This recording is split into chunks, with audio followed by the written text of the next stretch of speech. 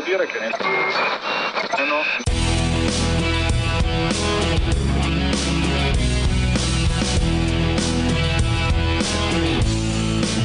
Hey there, everyone. Welcome to the show. I don't even know how to introduce you. Like, blast from the past, welcome back. I mean, we've got a new guest on today with us, Lisa. I don't even know how, but I guess for a lot of the people out there, they already know who you are. And we used to do the podcast together. I'll explain a little bit about who you are, what what we used to do for those people that maybe started listening to the podcast after you got super busy doing your own thing. But Lisa used to join me on the Survivalist Prepper podcast. Made it a lot of fun, actually, because we just talk crap to each other and got talked back and forth about preparedness and everything. And it was a lot of fun. And we do tinfoil hat time like we're going to do today. So it was a lot of fun. So want to bring Lisa back on today. It's a perfect week to bring you on for tinfoil hat time. All this alien news came out, and it's like, I was telling, I forget who I was telling, but I was like, Lisa must have talked to her people or something and told them to put on a show because she's going to be on a live video this week. So at any rate, let everyone know, like I said, the new people, what your credentials are, why we're talking about first aid and all that. And then also some of the things that you've got going on now, why it's really hard to, why you're not on the Survival Preppers podcast anymore, because you got 14 YouTube channels and all that stuff and all that. So just explain to people who you are and what you do and all that. Well, I'm Lisa. I'm his wife, that guy over there, wherever he is. That's Dale, and I am his wife. And yes, I used to be on the Survival Prepper podcast. We used to just kind of banter back and forth. And he would say something, and then I would say something, not trying to call him out on it or say that was a dumb answer, Dale, but sometimes it was a dumb answer, Dale. It's not, I do that a lot. And after we were doing that for a while and you were doing more and more of the Survivalist Prepper and Survival Preppers and all of the things that you're doing, I was like, okay, I'm going to do my own thing. So I have two YouTube channels. One is the Budget Equestrian. That's like my mainstay YouTube channel. And now I've branched off and I have the Budget Equestrian. And then I also have DIY Diva, which is a new channel. So not very many subscribers on there yet, but that way I can keep things separated and do my DIY projects and things that I like to do in the house, separate from being around horses, because for some reason, people that are into horses and being a budget equestrian aren't really into like Dollar Tree decorating and stuff. I don't understand, but whatever. And so those are my side gigs, I guess. And then I also have a website, budgetequestrian.com. And then I also have another website, truewhimsy.com, which kind of correlates with the DIY Diva. And the reason I'm doing those is I enjoy preparedness. I mean, that's what we do on a day in, day out basis. But unfortunately, with us being into preparedness, and I know Dale has talked about it a lot, you tend to kind of get pushed to the wayside when it comes to YouTube and different, places like that, because censored. Yeah. It just seems like they don't want people to know how to do this stuff for themselves. They don't want you to know how to do first aid. They don't want you to do that stuff. They want you to, go to them for help. So that was why I kind of went off on my own thing. And then during the day, I go to work all day, and I'm actually a registered nurse, and I have I guess I'm specialized in advanced wound care and also diabetic foot care. I'm the foot nurse in the clinic that I work in, and I get to see lots and lots of feet every single day. Some of them are pretty, most of them not so much. Yeah.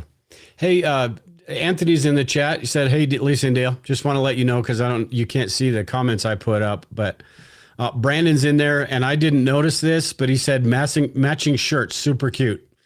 I didn't even pay attention to that. I'd have changed my shirt. We planned that. Yeah. No, we didn't. At any rate, yeah. So Lisa's qualified to talk about this stuff a lot more than I am, and the stuff we're going to talk about today, it's the basic first aid, the basic first aid things. Some of the things we're going to take questions as well. So if anybody in the chat has any questions about different aspects of this, I've got a couple questions from Kenzie that he gave me. Kenzie up in Canada, a couple really good questions. So we're going to go through all of that stuff, and then we'll get into some of the some of the tinfoil hat. really important stuff, Dale. Yeah, okay? yeah. The really important stuff we have to talk about: the aliens in Las Vegas, and everything that's going on. Yeah. Hey, Mandy's in the chat as well. Hey, Mandy, how you doing? Yeah, the aliens, super important. That's what they want you to think. That's my opinion on the whole thing, but we'll get into that. One other thing before we get in, you've got a kind of a special occasion tomorrow, right? For people that have been listening to this show all the time, they probably know Frisbee because you had him longer than we did the podcast. And there's been a lot of changes. You've gone through a lot of crap recently. I'll let you explain all the things that have gone on and then what's going on tomorrow. So yeah, let everyone know what's going on with the horses. Okay, well, Frisbee, unfortunately, I made the decision in early December to have him put down because he was not doing well with his Cushing's and having bouts of laminitis. So he wouldn't walk. And I was like, I'm not going to keep him around. I'm not going to have him in agony just for months and months and months because I'm, being selfish. I would keep him forever if I could, but only if he's healthy. So I decided to end his suffering, and we put Frisbee down in December. And then, oh God, it's probably been a month. Then Pleasant, the other horse that I had, he actually passed away. And that was kind of a shock because I went out to feed him and he was dead. So that was like, oh my gosh, that's never happened before. So that was very hard. It was very awkward as I didn't know what to do. It was like, okay, now what do I do? So for the past month, I've been horseless. And it's been really challenging because I didn't really realize how much horses were a part of my life. Yes, Dale is a part of my life forever. But the horses, I mean, it's really hard when you are used to doing so much, like every morning and every evening and, in the in-between time, that's where I would spend my time. But I didn't really have like a purpose. I mean, I could do my other stuff, but just a part of me was like missing. So tomorrow I'm actually going to a horse rescue that I went and I found 2 horses. So I am going to go get them tomorrow, and I'm really, really excited. One you can ride, right? And then the other one's like a little runt. The other one's like my style, little oddball horse. Yeah, yes. Just cuter than hell though. Yeah. He's adorable. So the horses, they are actually at a horse rescue, and so I'm actually going to change their names. I've never changed horses' names before. I've always kept their names that they came with, but I had to because these guys are so cute. So their names are going to be Timon and Pumbaa. Yeah. Hey, All American Preppers in the chat. He said, sorry to hear that. They become good family, or they become family good horses do. So yeah. Absolutely. Yeah. A lot of people in the chat, Mandy and Dorian and Kenzie and everybody saying, sorry for your loss, all that stuff. And then, very cool. Yeah, it'll be fun tomorrow. I'm curious to see that little sucker. I know he's so cute. He's kind of got an attitude though, right? Oh, he does. He's got like how little dogs have, they're all big and bad and tough. Well, he's like that because he's a pony and he's little bitty. And then Napoleon Timon complex. What's that? Napoleon complex. Yeah. Yeah. And then Timon, he's a quarter horse. So he is a lot bigger than Pumbaa. Yeah. Yeah. Well, very cool. Just wanted to get all that stuff out of the way, let everyone know what you're doing and what's going on tomorrow with you and all that stuff. You've been working your butt off along with the yard and everything else you've got going on. You've been working your butt off out there too. So, somebody, I think it was Kenzie said, Dale is the hardest working horse in the homestead. You know, I would love to take credit for that, but I think Lisa probably is. So I'm a close second though. I am a close second. I don't know. The other day, when I was at work, you were texting me and like, I did this and I did this and I did this and I did this. And I'm like, what the heck did you eat? You're like, you just nonstop. Every time I turn around, you're doing something else. You're doing something else. And I'm like, okay. Yeah. Like a freight train, man. Once I get going, I don't stop, but getting me going, that's a totally different story. When you get going, you're just like, yeah, nonstop. Yeah. Kevin being a smart ass in the chat can Lisa teach me how to stitch up a wound? I don't think we're going to be going over that today. But with that, I suppose we will get into what we were going to talk about today with the first aid stuff. And I suppose before we get into some of the sort of real life type scenarios and what we should do and what we shouldn't do, let's go over just the basics of a first aid kit. And we don't need to list out every single supply because I think when you're talking about a basic kit, those are kind of self-explanatory. I know you've got a few supplies that are probably not so basic, but we'll see with those. They are. Well, you think they are, yeah, for what you do. But that's kind of what my point is here is the average person, we think about all these cool things, especially in preparedness, where you're looking at trauma kits and all the, chest seals and quick clot and all these different things. We need to think about this. And I believe it was, I don't know who it was on the show the other day or somebody in the chat. Yeah. Silvasorb gel. Somebody in the chat on the show I was doing with All American Prepper the other day and Tag and Grumpy Acres was talking about the 80-20 rule. And I think it applies perfectly to a first aid kit, right? Because most of the stuff that you have is going to be good for certain situations, right? But 20%, or how did I put this earlier? 80% of what you're going to need your first aid supplies for, 20% of your first aid supplies are going to handle those situations, right? So your gauze, your Band-Aids, all the basic things in your first aid kit. When you think about the disaster situations that are possible, when you think about cutting your arm, say you're working and something falls on your arm and you have a big gash on your arm, that's far more likely than having to dig out a bullet of your shoulder, right? Yeah. While it's possible, there are things that are more possible that I think we need to pay attention to as far as first aid goes, for a number of different reasons, right? Am I making sense here to you as far as what first aid supplies? I think, yeah, you're running away with the show, Dale. This is my show right now. Let me run with the show. Yeah, go for it. All right. So I think honestly, 80% of the stuff that you have in your first aid kit is what you're going to use. Then there's like the specialty things that you're going to use 20% of the time. Maybe the chest seal, or maybe it would be so nice if we had an AED. That would be awesome to have in a first aid kit. But just your basic stuff like alcohol, so rubbing alcohol or alcohol swabs, gauze, and different kinds of gauze. So like 4x4 gauze, 2x2 gauze, just like the gauze pads. And then clean gauze or the bulky gauze that you can wrap around things, ace wraps. I'm trying to think what else I could use on a daily basis. And Coban or vet wrap. Vet wrap is awesome. And what's nice about vet wrap is it basically works the same as an ace wrap would, but with a little bit more compression. So just the typical things, Band-Aids. I even have some Band-Aids. These were so cool. I got these on Amazon. I don't know. Can you see that? Yes. And this was it's a pack of 50 Band-Aids and it was like $6. So super, super cheap and awesome for a first aid kit. It has different types of Band-Aids in it. So it's got little ones, big ones, medium ones. This is what you're going to use a lot of time in your first aid kit. So things and like how much was that? That was like $6. And that's Curad. So it's a good brand too.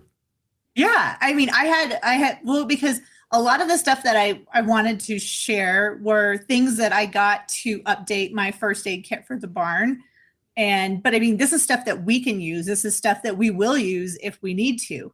But like my favorite, there's my Silvazorb. That's the right way up, Silvazorb.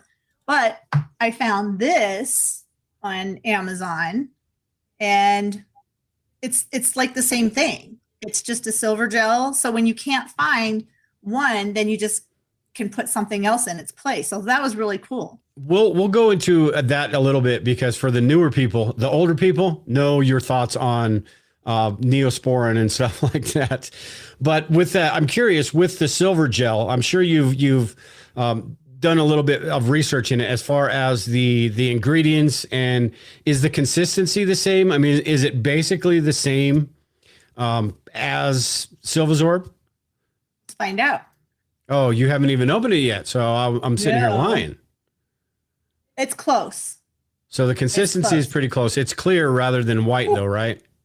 No, Silvazorb is clear too. Oh, that's right. Yeah. This is, I don't know if you can see that. But actually it's holding its shape pretty well, which is pretty impressive. So it's a hydrogel, which means it's going to keep a wound moist, and a wound needs to be moist in order to heal. And then the Silvazorb, now this Silvazorb, this is old. So this is in my first aid kit for my horse. But so the Silvazorb is a little bit thicker. Ooh. Oh, wait, there. A little bit thicker. Okay. And why, for the new people, why is Neosporin the devil, basically?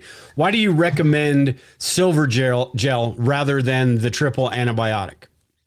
Because we've overused the triple antibiotic way too much. And so a lot of times people actually have a sensitivity to one of the antibiotics that is in the triple antibiotic. It's neomycin.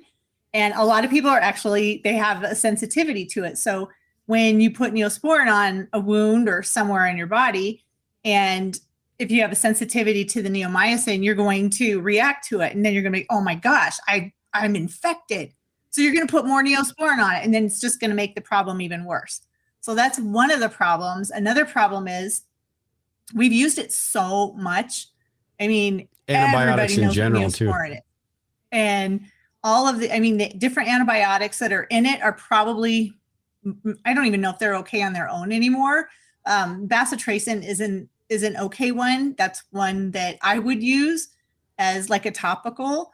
But when we've used something over and over and over again, what happens to the resistant factor? The bacteria become resistant to it. And actually, bacteria is there. All of the bacteria that are around right now, there's no new antibiotics that have been invented or been developed. And I don't even remember when the last one was developed, but almost every bacteria now is resistant to the antibiotics that we have. So then you end up having to use stronger antibiotics like vancomycin, or there's another one, I can't remember what it is. But there's even, bacteria is even resistant to that. They have something called VRE, which is like a vancomycin resistant enterococci. So it's like no matter what antibiotic we have, the bacteria seem to be smarter, and they're building up a resistance to it, and they can tolerate it. There's even gonorrhea that is resistant to bacteria or to antibiotics, that's terrifying. I was going to say gonorrhea that's resistant to bacteria? No, antibiotics. Tony said in the chat real quick, we'll go off topic here for a second. He said, what about crazy glue for sealing cuts? I probably wouldn't do that. I think if there's a cut, if you had nothing else, what's that? If you had no other option? Especially if you had no other option, I wouldn't probably use crazy glue, because how did that cut happen? And was it something dirty that potentially got inside of you? And then if you put crazy glue on top of it, you're sealing whatever that dirtiness was inside of you. So you're setting yourself up for an infection. Yeah, and that's kind of what Kevin said in the chat too. He said it's great for small wound closures as long as you make sure it's cleaned. before you do it. See, and that's the difference between the way I think and the way you think as a nurse. Because I'm like, okay, I'm just seal it up, done deal. Everything's working now. I'm not leaking anymore. Let's get back to work. And you're thinking about, you're like 3 steps ahead. Where it's a good thing we're married. That's all I gotta say. It's a good thing I married a nurse, because well, it's a good thing for you we're married. I may only have like 1 arm and 3 toes left if if I didn't. Yeah, I mean, just it's Silvasorb is cool stuff. It's really cool stuff. And with that, I forget before I even went on that. Oh, we were talking about the cleaning the wound and all of that. Kenzie had a cool comment, or he's got a couple of things we're going to talk about today, but he was talking about cleaning a wound, and we're just kind of going to go where the conversation takes us.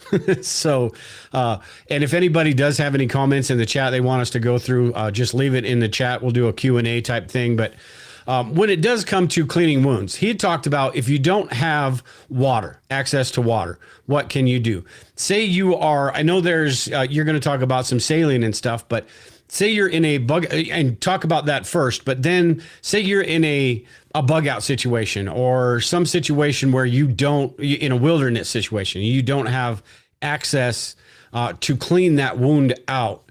What would be the best course of action, I suppose, other than crossing your fingers and hoping you find water? That's pretty much it. Yeah. If I didn't have any water, first, if I didn't have any water, hopefully I would be with my go bag, and I would have some of my first aid supplies, because then I would have alcohol wipes. I actually have saline. So like if you don't have access to water, but if you have somebody with contact lenses, saline solution, I think it's 9% normal. It's not normal saline, but it's close. So that would work pretty good. Or if you had drinking water in your water jug or whatever, you could use that. Something just to clean it off. But then I think the most important thing is you want to cover it up. So you might have to rip off your shirt, or you might have to steal a piece of Dale's underwear, or the bottom of his shirt. Or you don't want to put that on a wound, trust me. You might as well keep it uncovered. You might as well just chop your arm off at that point. But hopefully, if you find yourself in that type of a situation, there's somewhere where you actually have a first aid kit with you, either in your go bag, your car, your home. Just that we have lots of first aid kits everywhere, simply for that reason. But Dale just likes he injures himself and he doesn't tell me about it. And then he comes in and he's like got blood dripping down him. And I'm like, what did you do? And he's like, it's fine. I'll rub some dirt on it. It's like, yeah, let's rub dirt on it, Dale. Yeah, it'll stop. Like Kevin and Brian always say, and you always say all the time, all bleeding stops eventually, right? It does. So, I was thinking in a situation like that, if there's not much you can do, there's not much you can do. But clean it off as much as you can. Definitely don't seal it up like with the super glue and stuff. Definitely don't do that, because you're going to have to get to a point. Maybe you do come across somewhere where you can clean it, right? You're going to want to do that later. Although debriding a wound after it's sort of been, I guess, I don't know what to call it, active for a number of hours or whatever, probably a lot harder to debride something at that point, right?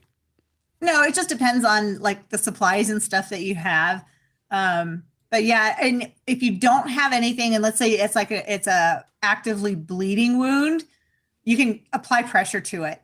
And I was pointing at Kevin's comment. It's got to be clean dirt. Oh, I was pointing at my screen. You can't see the comments, so you're probably, I should have warned you. You're like, what the hell are you doing, Dale? But if it's a bleeding wound, I would probably put pressure on it, just because by applying pressure to the wound, it's going to stop the bleeding. Yeah, but I'm just talking like stitching. There is what are there's steri strips, and then what are these stitch strips? I can't remember what they're called. Oh, the zip stitch or something? Zip stitch, yeah. Things like that. Yeah. You wouldn't, if you can't clean a wound out, you wouldn't want to put one of those on, correct? No, but once you got to a position or a place where you actually could treat the wound, and let's say that it did potentially need stitches and you needed to bring the edges of the wound together, you could do that with, I would say, steri strips or those zip stitches. I think that's what they're called. I can't remember. I have one back here somewhere and I can't find it. So yeah, those are cool. Actually, we have one of the surgeons, he uses those. The huge ones, right? Yeah, well, yeah, he uses like, he'll have like a whole big piece of it on an incision, and then the patient comes in and it's pretty cool. I got to take them off. I'm like, I've used these before. This is awesome. But steri strips are good. Those zip stitches are cool, but they're really, really expensive. And steri strips are super cheap, cheaper than duct tape even, I think. Yeah. And Kevin said in the chat too, zip stitches are great for the air, but not so much for the field. And that's because, you probably have to have a nice clean surface. Doctors can make sure that it's going to adhere properly and all that stuff. And yeah, but they are cool. Steri strips are my answer to if you've got to stitch something. And I know preppers love to go out and learn how to stitch, and it's a good skill and all that. But we're not going to go too far into this, but it's just something you got to be really cautious about. So why not, that with me, I don't want anybody poking needles in me and stitching me up anyway. So throw a couple steri strips on me, pressure dressing, whatever you need to do, but it'll seal up eventually. So yeah. It's just going to take longer to heal. That's all. Yeah. And I've had that happen to my finger right here when I was a kid. My mom slammed the window. I think I've told this story before, but my mom slammed the window and I was underneath it and the glass came down and sliced me right there. And she was going to go take me to the doctor to get stitches. And I was like, nope. And this sucker popped open for like 3 weeks after that. I had to keep, but eventually it's closed now. No stitches and it's closed now. So so let's get back to the first aid kits a little bit, because I don't want to run out of time talking about all this stuff. I mean, we could literally do 3 hours on first aid stuff, especially with you talking about any medical stuff. You could go on forever. I could talk all day about first aid stuff. Yeah. And All American Prepper talked about people need to understand about being the first responder and all that stuff. And we wanted to cover that as well. But before we get into that, I did want to cover this. As far as first aid kits for people in general, and you've got different types of first aid kits. You've got different places for first aid kits. So when somebody is first starting out, you're basically making a first aid kit, a general first aid kit, right, for your home. Mm-hmm. And then you would want to, how would you go about doing it? Say you weren't, you didn't have all the knowledge with all the different supplies that you do. How would you go about it? Just creating a general first aid kit, and not each supply, but would you go about the first kit and then build upon that? And maybe as you take classes or something, then you gather more supplies. And then you've got your car, you've got your animals. There's 14 directions for you to go. So you take it wherever you want. Well, I think when you're getting started, I think a good place to start would just be to have a basic first aid kit. It doesn't need to be anything fancy, but I would caution you against buying one that's too expensive, because a lot of times you'll find first aid kits that are like in the drugstores or Walmart, places like that, or even on Amazon. It'll say 1,000 piece first aid kit for $19.95. But what they don't tell you is you're getting 900 Band-Aids in that first aid kit, which is cheap good. Band-Aids. Yeah. But you want to start with something like that, just for peace of mind that you've got a first aid kit. Then I think as you learn and your skills go up, I think training is really, really important. Basic first aid. There's so many classes that you can take, even like American Red Cross, American Heart Association. I don't know if the Red Cross has the Stop the Bleed classes, but that class is awesome to go to. If you have a Stop the Bleed class, you could probably do a Google search for it in your area and find one. But I would highly encourage anyone to participate in that class, because it's really awesome. But what I would do next, after I have my basic first aid kit that I bought at Walmart, then I'm going to start making my own personalized first aid kit for our house. And I think it depends on what works best for you. If you work best in like a go bag type kit, fine, do something like that. And if you work better in say a tackle box, get a tackle box and start putting first aid supplies in it. It just depends on what is going to work best for you. There is no right or wrong way of how you build your kit. Just build it. Start off with buying one thing. Buy the Band-Aids, buy some silver gel, buy some alcohol swabs. Like maybe budget for yourself $10 every 2 weeks that you're going to buy first aid supplies. I think one of the things that I would buy, and I would recommend them a lot, is just plain gauze. Gauze, there's so many purposes, so many things that you can use this for. So gauze is awesome. You can get the huge packages of it. I mean, they're like big, like this tall, and they have like 900 gauze, individual gauze pieces in it. And I think they're like maybe $12 on Amazon or places like that. And it's not sterile. So when you buy gauze like in packages like this, it's sterile. So until you open it, it's sterile. But when you open it, these little boogers, I don't even know how to open them. See, that's tearing something open. That's hard to keep it sterile. But this is large gauze pads from its Band-Aid brand. And they have different types of gauze. So, but look at, that's a big, huge piece of gauze. There's so much you could do with that. You could wrap it around your head. You could, Once, maybe. Hold it. You could almost make a tourniquet style dressing with it. Lots of things that you can do with a piece of gauze. So just slowly add to your kit as you go. And then when you get one kit done, well, you could do a car kit. You could do a kit for your family members. You can do, if you have pets, you need to have a first aid kit for your pets. And I mean, I have them in my car. Dale has one in his truck. Hopefully we don't have to use it, but it's nice to know that it's in there. Mm-hmm. And that's like, my car kit is way different than the kits that we have here. So like we have one in the garage. We have one in our hall closet. I have a big, huge bag that's full of first aid supplies.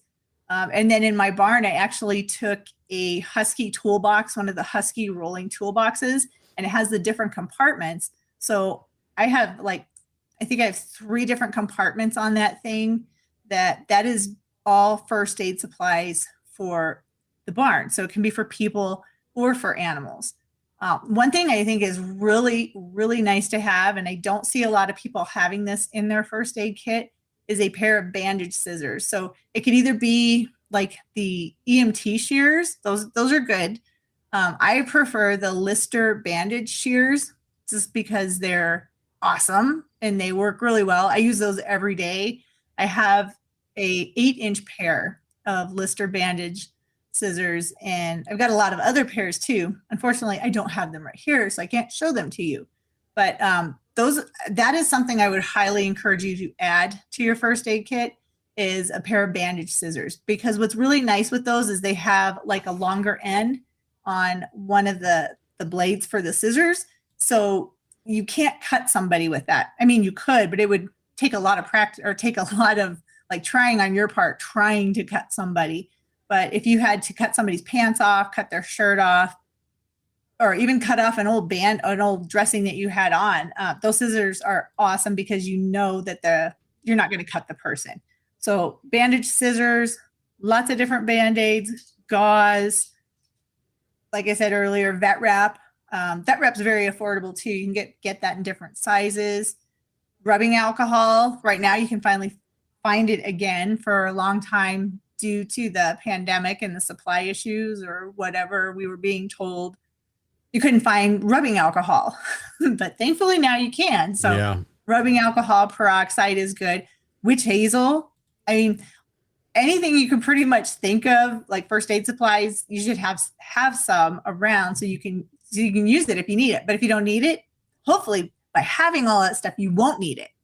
Yeah. That's my mentality. And I've got a few questions that we're stacking up that kind of go through everything you were just talking about. So we'll just go through these in order.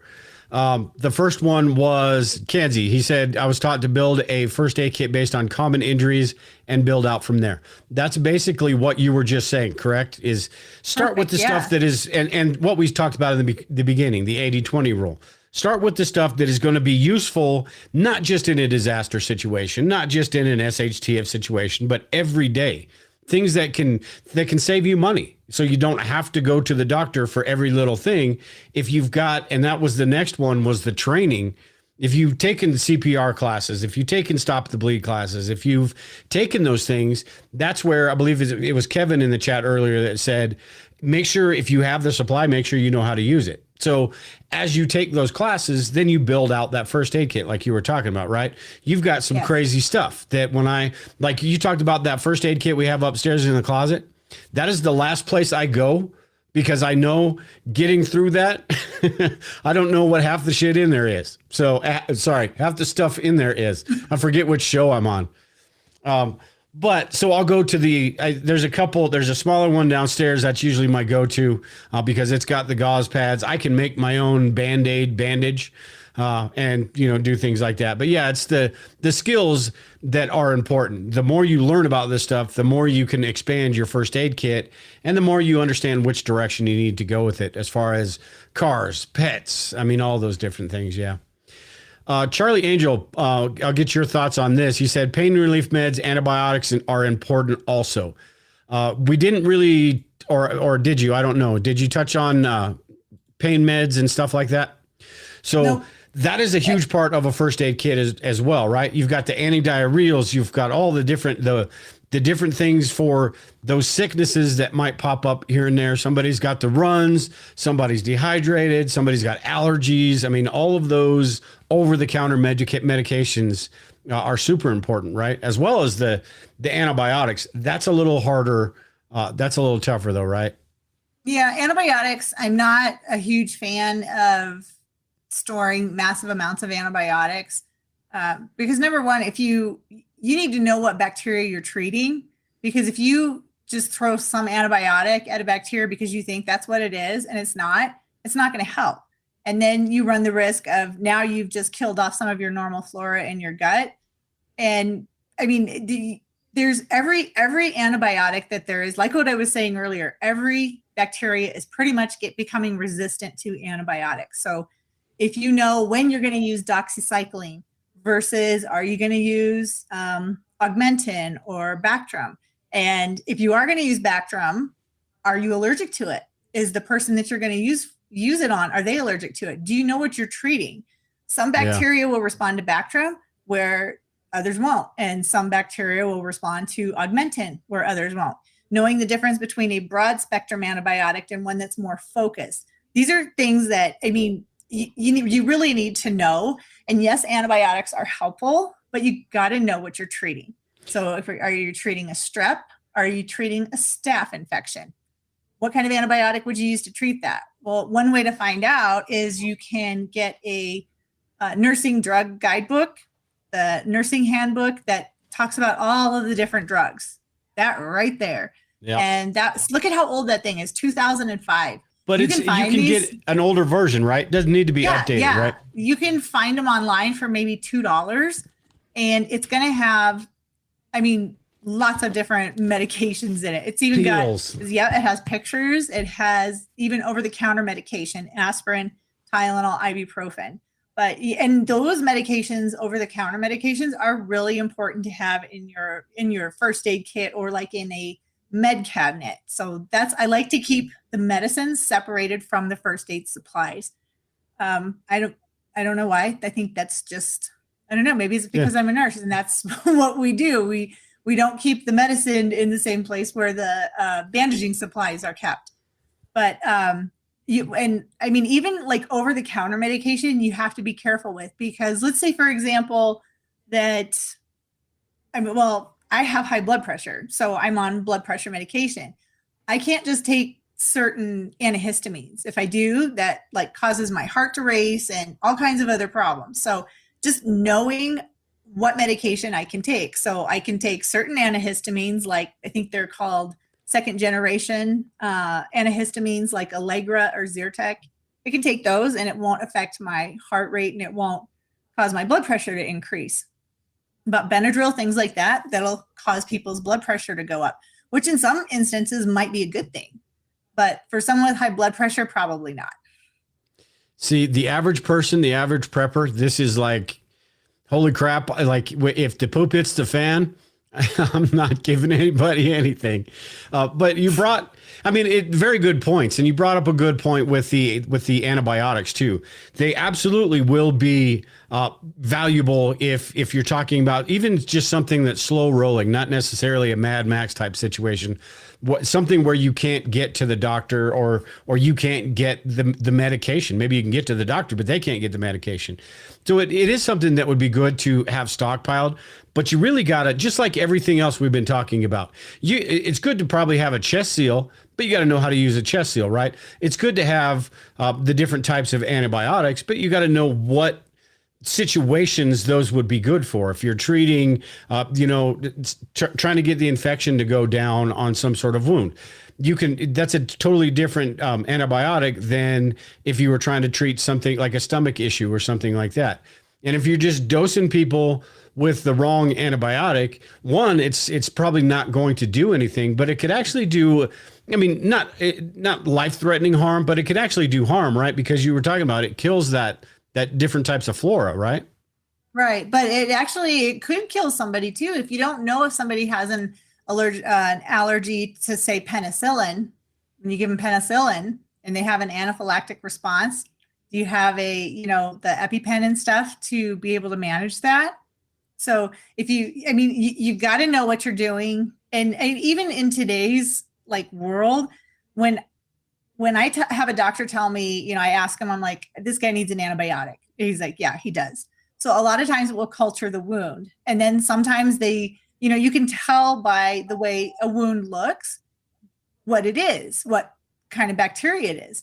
But sometimes you can't. But I sit there and go into the chart. I go into the chart and order the antibiotics. And if they have an allergy, the computer tells me.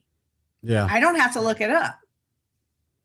Yeah, which is why this book is a pretty good book to have. And you can get on eBay or wherever and get a used, like I said, this one's 2005. There's no reason to get a brand new one. The newer medications are going to be in the newer ones, but they're, as far as a prepper, what we're concerned about, the newer medications usually aren't something that we're real concerned about. So. But yeah, it's one of those things. I think if you are, antibiotics are important, but make sure you know what they're used for. Don't just stockpile them. It's like seeds, everything with preparedness. Getting your seed vault, right? Getting your seeds ready. And if the shit hits the fan, you're going to go plant your seeds and you're going to have your own garden. No, it's not going to work like that. If somebody's got an infected wound, you're just going to give them one of each of the antibiotics twice a day. and that, that's the Dale method right there. That's the shotgun approach. There's the Dale method. Yeah.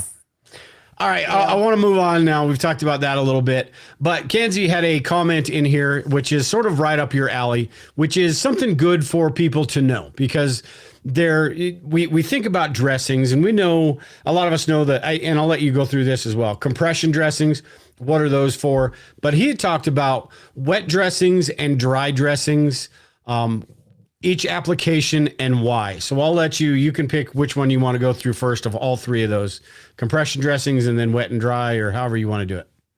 Compression dressings are so much fun. I love compression dressings because you're compressing something that's bleeding and you're stopping the bleeding. So you don't have a tourniquet, so you got to do a compression dressing. And the first thing you're going to use is some gauze. So gauze works really well to apply pressure to a wound. And then you're going to put other things over top of that to help keep it in place. So either ACE or vet wrap, Curlex gauze will work too. And then you're just going to leave it alone and you're going to put pressure on it because the compression will stop the bleeding eventually. No, it'll stop it actually pretty fast. And a dry dressing is good pretty much for almost any type of wound when you aren't quite sure what's going on. But keeping it covered and protected is good. You want to keep a wound about the same temperature as body temperature, and a dry dressing will help keep the wound warm and close to body temperature. Now, it'll also be a little bit breathable. Dry dressings are typically breathable. if there's too much moisture in a wound, because maybe there was like a Band-Aid was left on too long, or had an occlusive dressing on it and there was lots of drainage from the wound. Well, now you've got a really nasty, soupy mess. And a lot of times you can tell that a wound is soupy and messy because it'll be white around the edges of it. And that's maceration. So like when you've been in the shower too long or the bathtub too long and your skin turns white, well, when your skin turns white around a wound, that means there's too much moisture. So a wet dressing is really good to help counteract that, because what you do is you take some gauze. Again, you're going to use gauze. Real quick though, so a dry dressing, I just want to clarify, a dry dressing would be like that pressure dressing you just showed right there. A Band-Aid, a piece of gauze and some wraparound, right? Anything that it doesn't dry. have anything in it, right? Anything dry. Yep. So even the gauze, this foam dressing, that would be considered a dry dressing unless you put something on it. And then this is an alginate dressing. Same thing. It's dry, goes on dry. But actually alginate is really good for absorbing extra gunk from a wound. What is alginate? What is that impregnated with? This is... Is that the right word? Impregnated?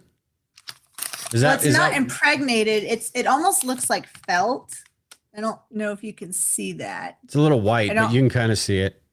Yeah, I don't want to open it because that would waste it. It almost looks like felt, but it's very absorbent. So more absorbent than gauze. And if you have a heavily draining wound and you put something like this on it, that will absorb all that drainage and keep it off the skin and keep it off the wound edges. So anything that's going to keep the moist wound dry is a good idea. But when you're talking like a wet dressing, there are some times when you need to add moisture, and actually these silver gels, those add moisture. So those are really good.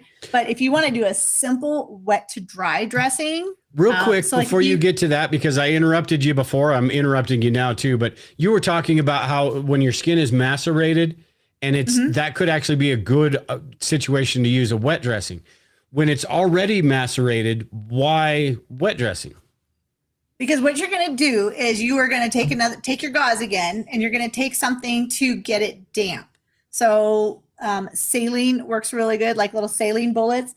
Wound cleansers, those work really well because you're going to be cleaning out the wound at the same time that you're, keeping it wet. You don't want it dripping wet, just moisten. So it's just damp. Then you're going to fold it or pack it into the wound. And then later on that evening, the goal is that that's going to dry out. Then what you're going to do is you're going to pull it out. And then what that's going to do is take off that excess moisture. So a wet dressing isn't necessarily one of those things that like the petroleum gauze and all that's impregnated with the stuff. It's just something that you make wet and then eventually it'll dry out and help you. It kind of sucks that moisture out, I suppose. Okay. It does, but there are I don't want to say wet dressings, but there are dressings that will help a wound keep the moisture in it. Like Elastogel, it's a gel type dressing. Duoderm will keep moisture in, but even adding the silver gels and stuff, that is going to keep moisture in too, and that's going to make it more of a wet wound. Because sometimes when a wound is too dry, it can't heal. So you're trying to create this perfect moisture balance to promote healing. You don't want it too wet and you don't want it too dry. You want it just right so that it'll heal. Yeah. And even then, sometimes, depending on somebody's blood flow, if they don't have good blood flow to a part of their body, say a foot, for example, it's going to be really hard to have a wound heal. And I forgot where you were when I interrupted you for the second time. Do you remember where you were for that part? Okay. Do you have any, before we wrap this section up, do you have any other supplies or anything you want to show anybody, tell them about, show and tell, basically? Yes. I wanted to share this. This thing is so cool. This is actually, it's like a little scope. So it's an ear camera. And what it does, I don't know if I can turn it on. Oh yeah. Can you see the light? You can actually put that in your ear, Or you could probably put it up your nose too. I would hurt myself. Either orifice, I'd hurt myself. But it has an app on your phone so you can actually see inside your ear. And this is like the coolest tool I have bought. And I showed it to actually some of the doctors that I work with, and they're like, that's like a scope. And I'm like, I know, it's so cool. And I know you're not supposed to stick things and stuff in your ear, but like I think it was like a week ago, I couldn't hear and it was killing me. My ear didn't hurt. But it was awful. So I got this guy to see what was going on in my ear, and there was some stuff going on in there. You got that, and I was like, don't do that. You don't do that. Yeah. Did your mom ever tell you? I wanted to show you the pictures, but you didn't want to see my pictures. Oh. All right. So Kevin also in the chat here real quick. He had a quick tip in here. He said, I didn't want to put this up while you were talking, but petroleum jelly with Benadryl for a good topical application for extreme bug bites. Safe, nice, safe, and very effective. Do you have anything else before we get on to the important stuff, the aliens? I don't think so. I think it's just important for especially anybody that is getting into preparedness. Take some classes, learn some basic first aid, learn how to deal with sunburns, learn how to deal with small wounds, insect bites, things like that for your family, and start putting together your first aid kit now, because you'll need it. There's no way that you will go without using a first aid kit. And it could, I don't want to necessarily say it could save somebody's life, but it could, or it could definitely make things a lot easier for you until you can get to the doctor. Yeah, there absolutely could be that situation where it is an SHTF situation. It is a situation that it's going to be a while before medical help is going to be available.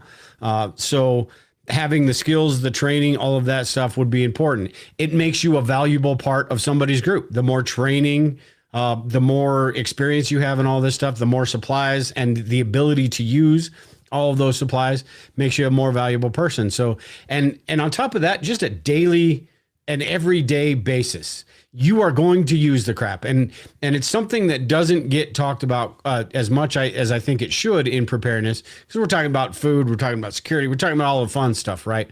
But the first aid is absolutely that stuff that we buy a lot of stuff. I keep saying stuff.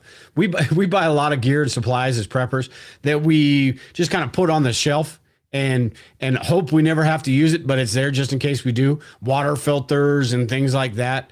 But first aid supplies, there's an investment that goes into it, but you're going to probably use most of that stuff. And if you don't, say you do have gauze pads that go bad. You had the Silvazorb. That was kind of there's not a lot you can do with that once it expires, but a lot of them you can use them for practice. Yeah, I'll use them for training. Horses. I use the Silvazorb when it's expired on the horses. That's true. I mean, it is what it is. But like where you get your little gadgets and stuff and your preparedness things, these are my gadgets. This is what gets me excited. Yeah, that's true. Hey, Brandon in the chat said, wait. What about alien wound care? What if they crash in my yard and I'm the first responder? I think I'd run away, Brandon. I'd hide. I'd be going to getting a shovel or a gun or something. Just run away. Just run away. I'd be okay. We'll get into this alien stuff now, because don't be the hero, Dale. Not when it comes to aliens. It's called I'm making sure the damn sucker's dead. It's not going to move. Same thing with that when I see a spider or some sort of snake or something like that. It's beat the crap out of it till it doesn't move anymore. That's what I'm doing. I'm not tying up some sort of alien and and waterboarding him in the garage trying to get information about where he's from and all that. No, smash, you dead. I don't think it would be a really good idea to get too close to one, because it's like Columbus and the Indians, right? And how Columbus brought smallpox to the Indians. What could those aliens potentially have? I don't think I'm going to want to get too close to them. Yeah. Plus the whole probe thing. That bothers me too. So it's like, you don't want to get too close. I got a probe now, so we could probe them back. Yeah, you could. Hey, one last thing No, on you first could. aid. Brandon said, speaking of first aid, the good lesson here is, and reason is not to get hurt in the first place. Stay safe. Yeah. Because in an SHTF situation, that's just going to make a situation even worse. Well, even on a daily basis, I mean, think about it. You're screwing around. You're just not taking the time. You climb the ladder. You're not taking the time to make sure that everything's secure. You didn't have somebody help you, and you fall off the ladder, and then you break your ankle. Well, you're done. I mean, for a minimum of 6 to 8 weeks. Yeah. You probably can't go to work. If it's your right ankle, you can't drive.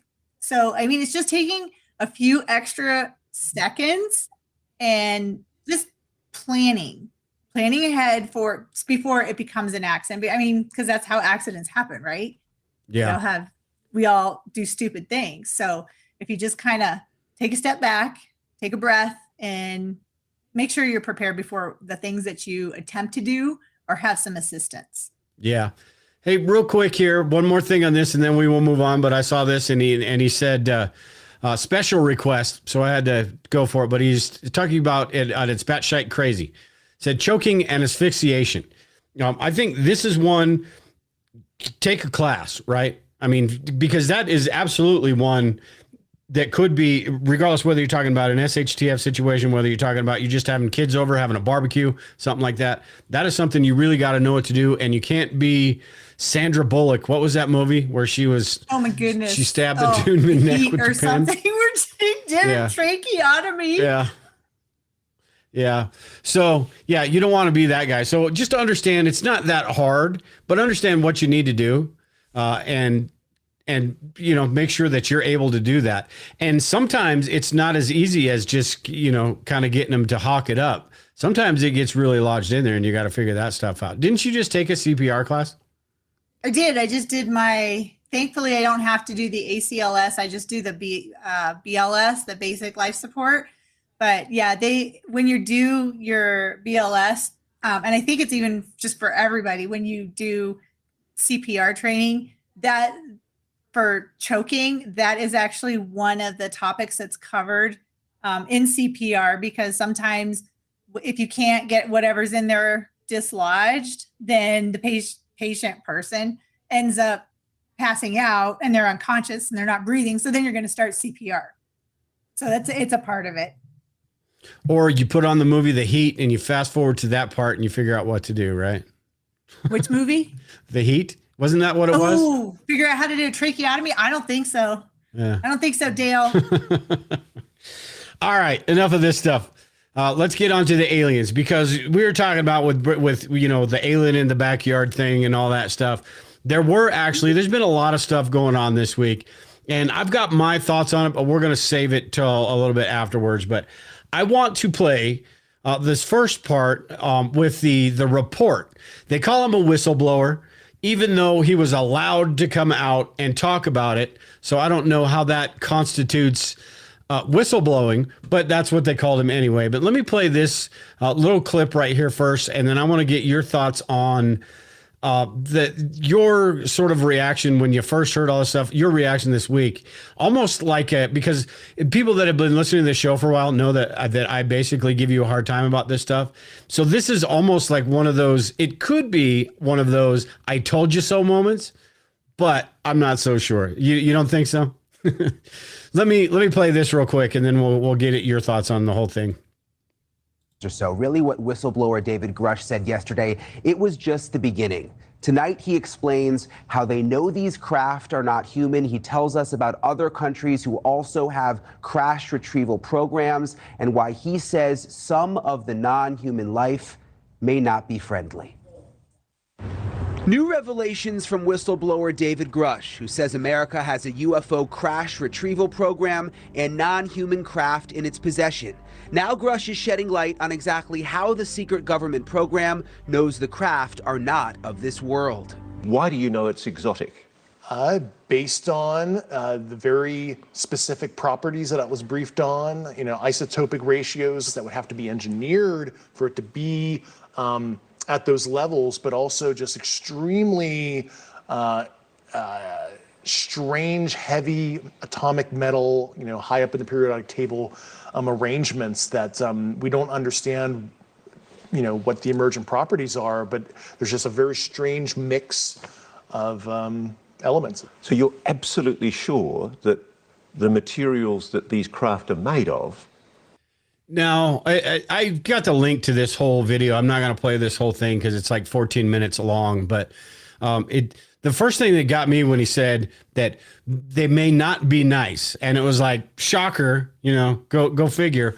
But what do you make of this dude? What were your initial thoughts about what's going on, and what other information do you know about this so far? What have you heard from your wacko Giorgio Sokolos's and your what's the fat guy that you listen to all the time? Clyde Lewis. Oh yeah, Clyde Lewis. What has he had to say about it? Oh my God. Okay, so Clyde Lewis, that's where I heard about this first.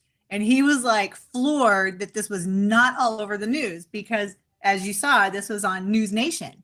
And this wasn't everywhere. This was only on News Nation. And then it started getting, leaking out, and everybody was, oh, okay, I guess we'll start talking about this. And, instead of the really important things like, but I can't say that, the news always talks about. But when I first heard about it, I was listening to Clyde Lewis and I was like, this is so cool. And then I listened to it a little bit more. And then I was like, okay, so a whistleblower, there's a definition of a whistleblower. And what it is someone that a government agency is doing something bad and like nefarious, and this person knows it and they're going to come out and talk about it. That's but the what I fact think. that he worked for them, worked for the government, I can kind of get that, like Snowden, but they gave him permission, or they basically gave him permission of things to talk about, but he couldn't share any photos. He couldn't share like specific things, which I get, but it just seems a little fishy to me. And I mean, I am like the biggest wannabe believer ever. Yeah. Thinking that the aliens are coming. Not that I want them to, but I mean, come on, this universe is like endless, and to think that we're the only ones here, that's pretty, that's pretty out there. I thought it was, when I heard the story and I heard this interview, I watched the whole thing, and I was like, he went to the Department of Defense or whoever it was. He wanted to come out with this story, but he went to them first to ask permission. Yeah. So that is not a whistleblower, and that just seems to me like it throws away all credibility. Because if you're asking them for permission, the government, regardless of what agency, doesn't like to give away even the smallest little stuff. But when they're like, yeah, go tell your story, bro, go have at it. That makes me wonder a little bit.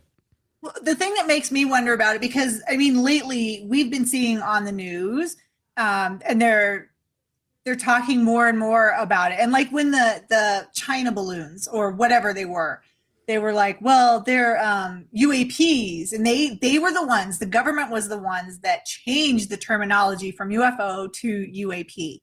So, and then we're going to go back to saying UFO. So they're like bringing this mainstream, and I'm just curious why, because for the longest time, yeah, I mean, I'm the whack job because I believe that there's life out there.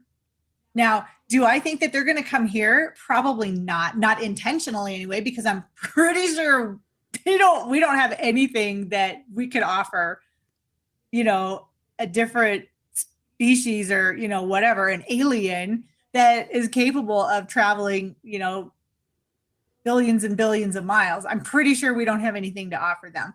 And in fact, we'd probably take advantage of them. And I'm sure that we have in the past.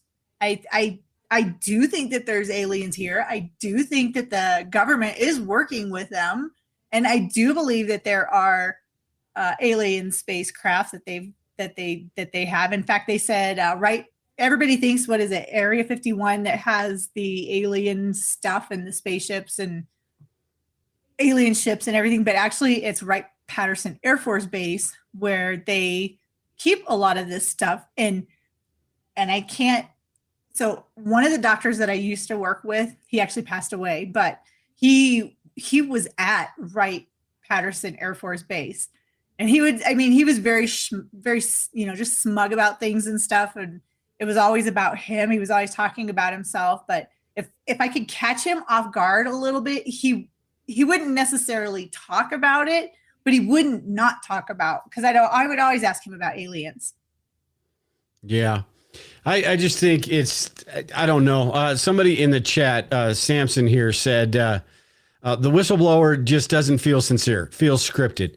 And when you, let me play the beginning, see if I can play the beginning of this. You look at, and even in this part, when you look at his face, the way he's talking about things, and in the beginning, when you hear the politicians and even the press secretary, they just kind of have this look like, yeah, we got you all. You guys are all distracted. You guys are paying attention to this bullshit, so we'll just let it go. But let me play this real quick and see if this is the right part. Whistleblower who says America has a crash retrieval program with non-human craft in its possession, and that it's kept this secret from Congress and the American public.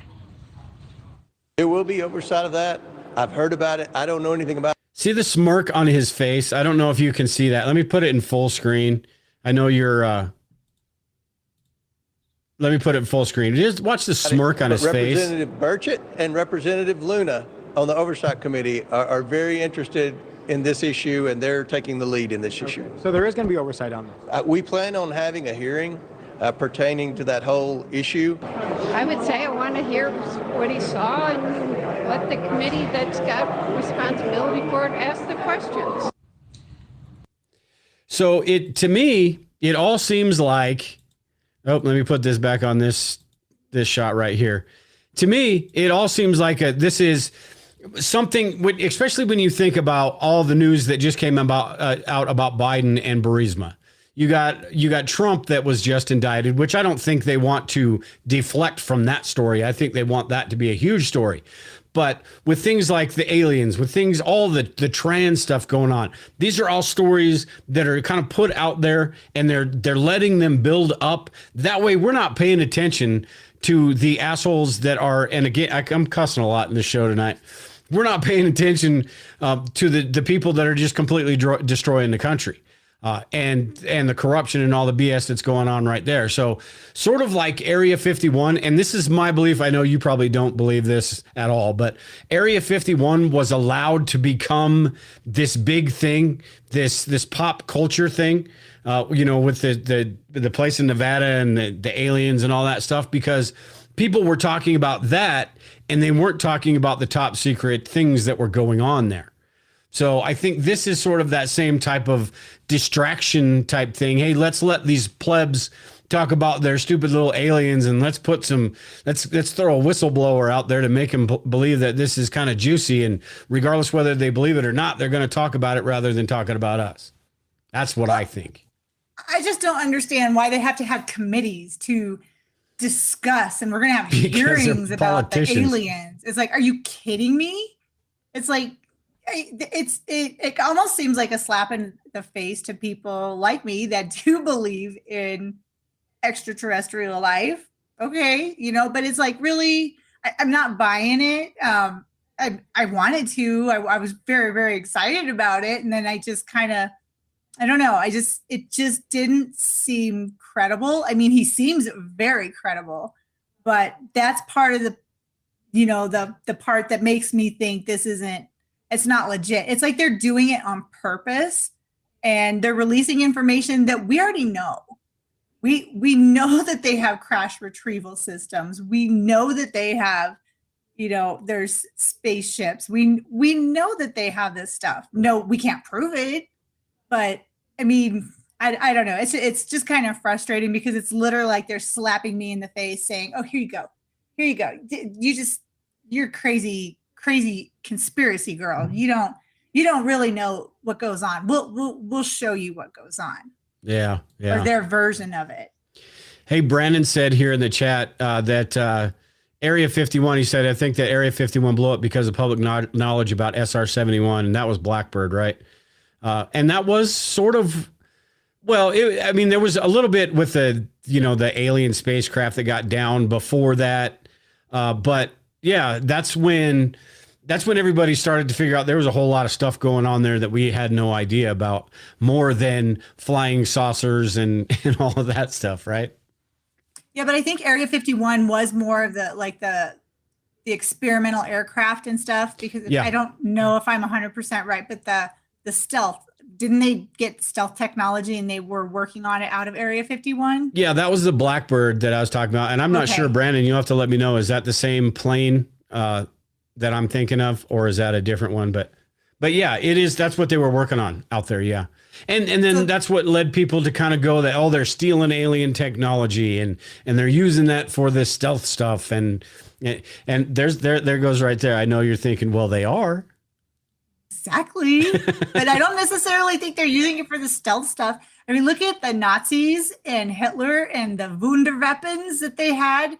And they were trying to make these crafts like they were like spaceships. So it was like they were trying to reverse engineer, this alien technology that they had. And then that makes me think, okay, so then is that maybe why we got, what's his name? Werner von Braun? Maybe that was why they wanted him here. Maybe that's why they brought those Nazi people here, because they had that information. Nazis did some weird crap. I know. Some of the crap, you look at it and you go, my God. I mean, Hitler must have been on acid or something like that, doing mushrooms every day or something, because some of the crap that they tried to come up with, I thought Americans were crazy and maybe Russians are crazy, but those people in Germany back then, holy crap, they were, on a different planet. I don't know. So, but hey, a couple things real quick.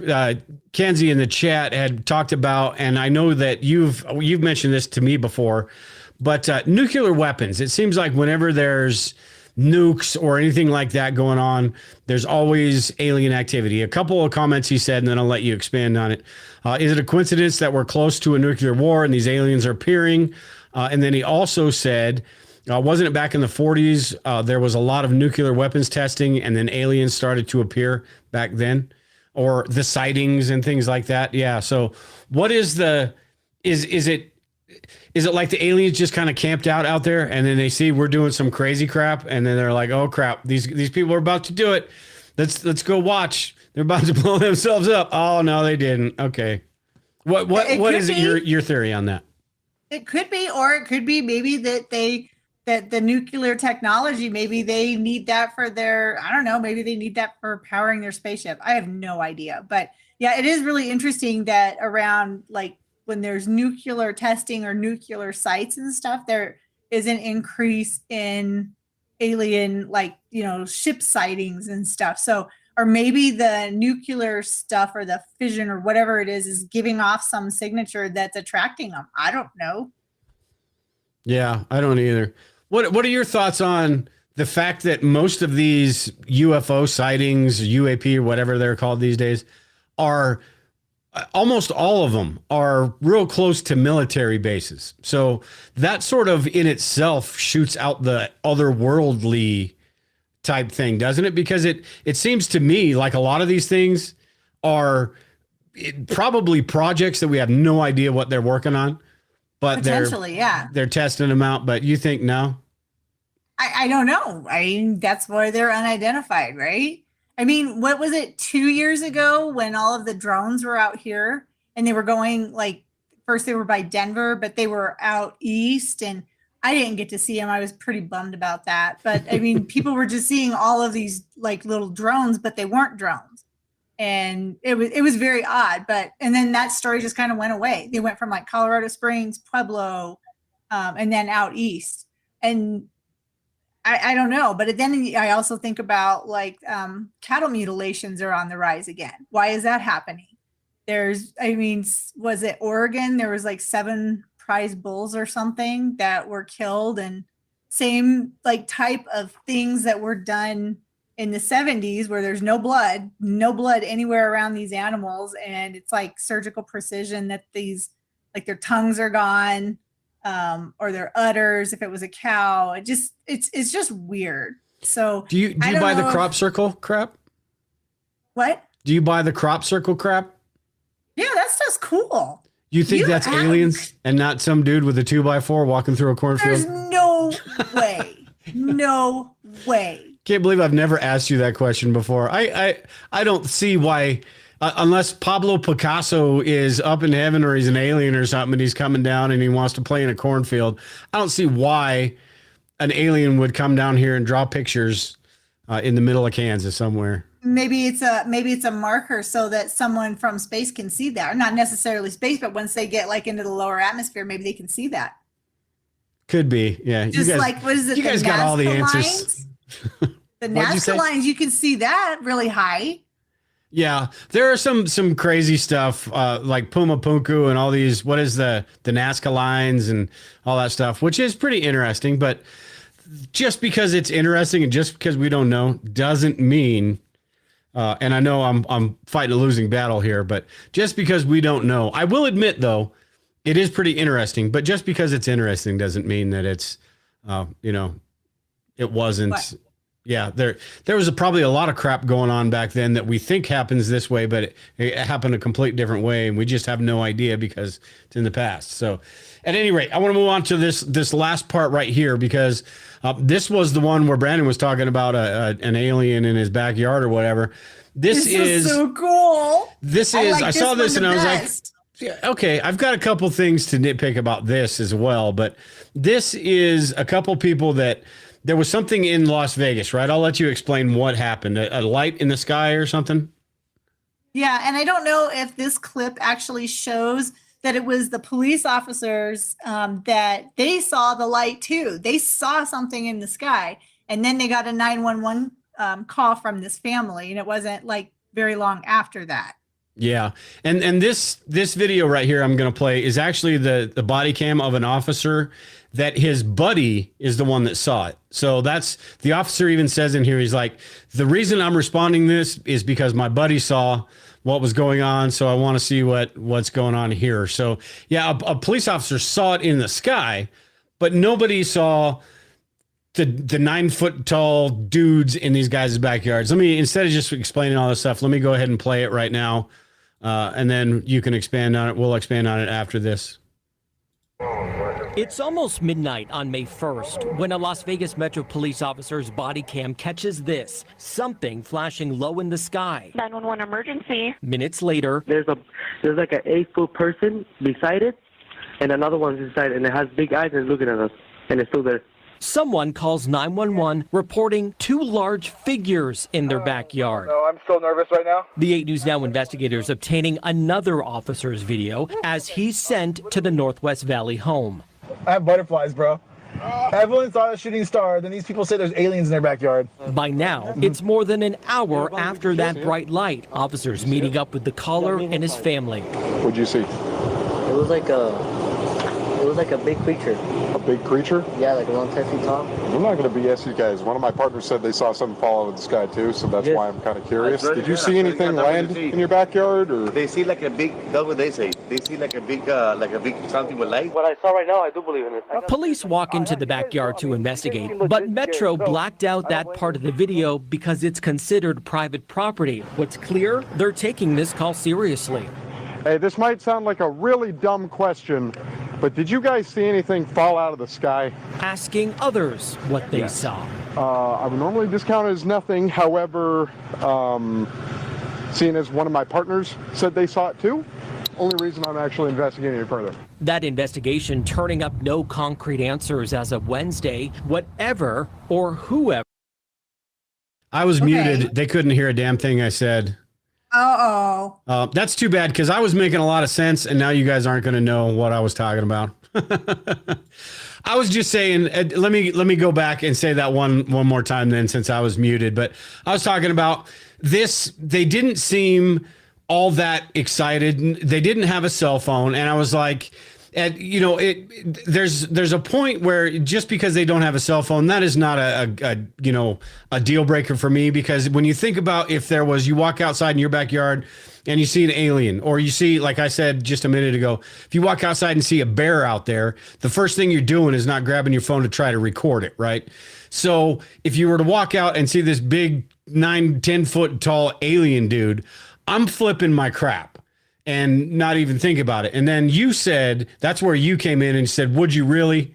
And I said yes. And why were you saying that you don't think I would, or you don't think you would, or I don't know how I would respond, but I'd be like, okay, trying to gather the information. But I think that family sounds way more credible, and those police officers sound even more credible than our supposed whistleblower. And I also think it's really interesting that if you look at that video and the streak that they saw, that the police officer saw in the sky, it was actually also seen in 3 states. So it wasn't just in Las Vegas. It was seen in different states as well.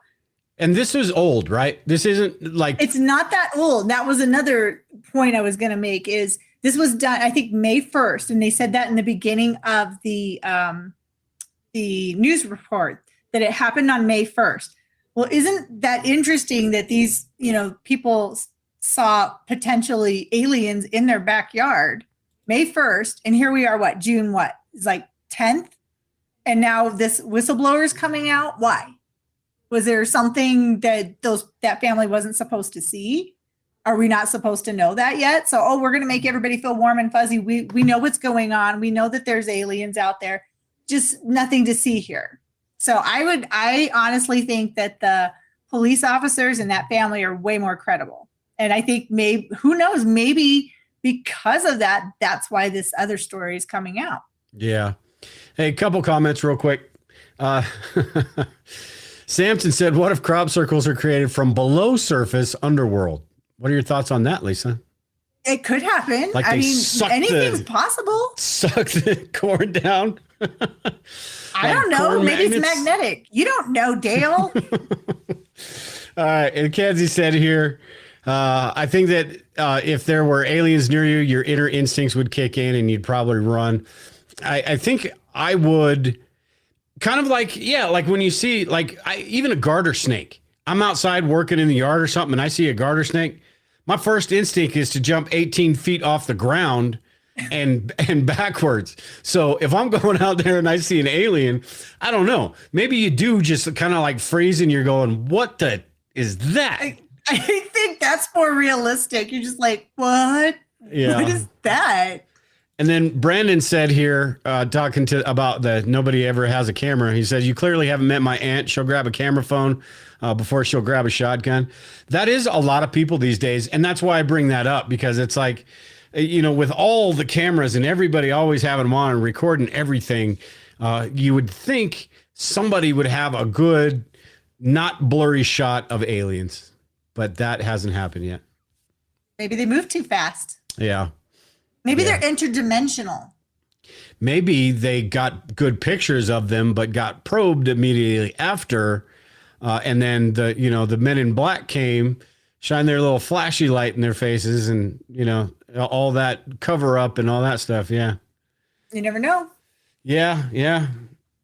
I was thinking when I first heard this story, I was like, oh, great. Here's Lisa's I told you so moment. And then I watched a little bit more of it and it was like, no, not this dude.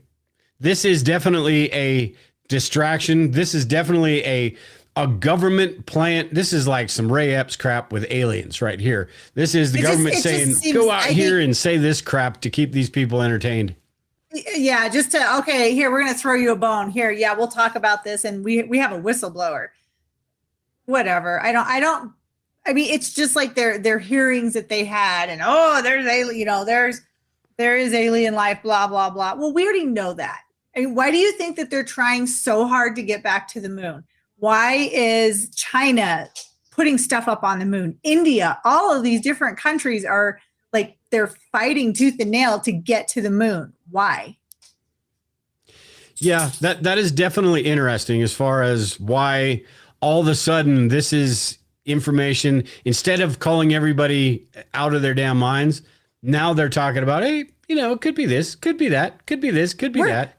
We're going to have hearings about it. Yeah. Oh, goody. It's like we're going to have a Tupperware party and discuss aliens. Thanks, government. Appreciate it. Not that they're efficient with any damn thing they do, but all right. I think we are going to get out of here tonight. We're going a little bit long tonight, which is just a fun conversation. I knew that it wasn't going to all be first aid. It's going to be UFOs and crap like that too. But everyone in the chat, do you have anything to add on this before we get out of here, Lisa? No, I just thank you so much for letting me come back on and yell at you a little bit about my aliens. And thank you everybody for watching me rant a little bit about my aliens too. Yeah. And just so people know, the newer people, the tinfoil hat time isn't always about aliens. It just happened this week that it was perfect timing. It was so perfect. Yeah. So a lot of times Lisa is the conspiracy theorist. It's too bad that you don't listen to Alex Jones anymore. Now it's Clyde Lewis, but it used to be anytime, Alex Jones would say something, we'd get on and talk about it, but all sorts of crazy conspiracy theories. So we'll have to have you back on and talk about some of the other stuff.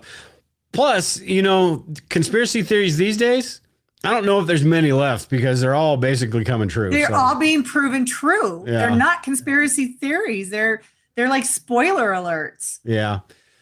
Manny said, good show. Thank you, Manny, for joining in today. Good to see you, Lisa. Dorian, enjoy it, Lisa and Dale. Enjoyed it, Lisa and Dale. Information.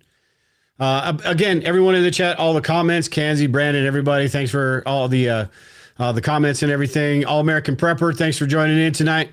Really enjoyed it. He said, yeah, All American Prepper is just a cool dude. He is a character. I love All American Prepper. Yeah. Oh my God, I love that guy. He is so cool. Yeah. He's awesome.